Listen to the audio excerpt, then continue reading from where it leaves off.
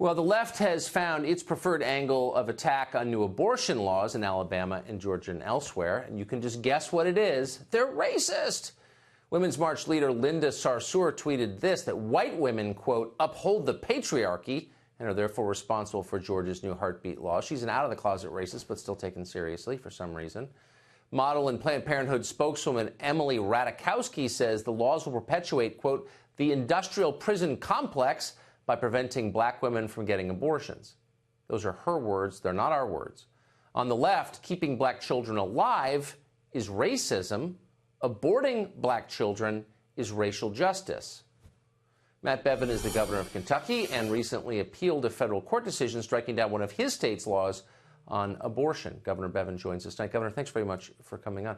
What do you make of this argument?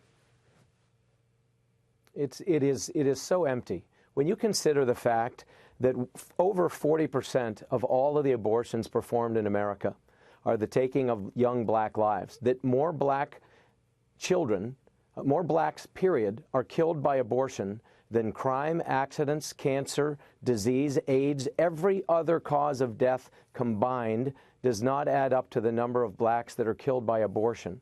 And for people to come out and say that it is somehow racial justice to be able to kill black children before they're even born is a remarkably empty argument and highly offensive, frankly, to many people like myself.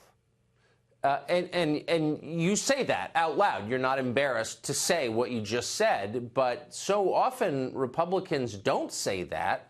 They just sort of let this argument go unanswered. The people who are encouraging abortion in black neighborhoods are able to seize the moral high ground somehow.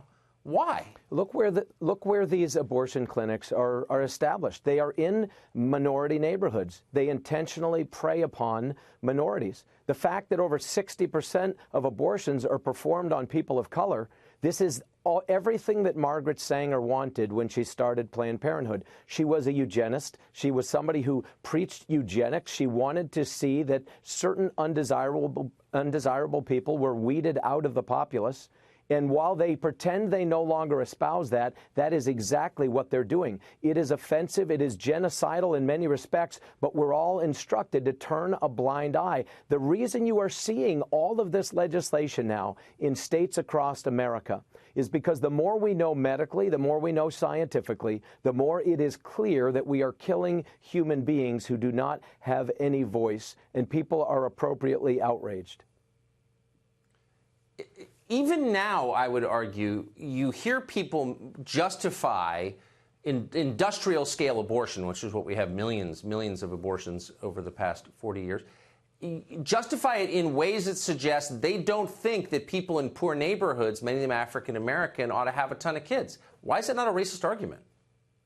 It's a remarkably racist argument. The reality, again, it is eugenics. They can couch it in any other term they want. We passed a law here in Kentucky that says you're not allowed to kill a child in the womb based on its race or based on its gender or a disability. And I was immediately sued by the ACLU. People in Planned Parenthood, they think that it's inappropriate to be able to defend those who can't defend themselves. It is highly racist. The abortion industry intentionally targets people of color.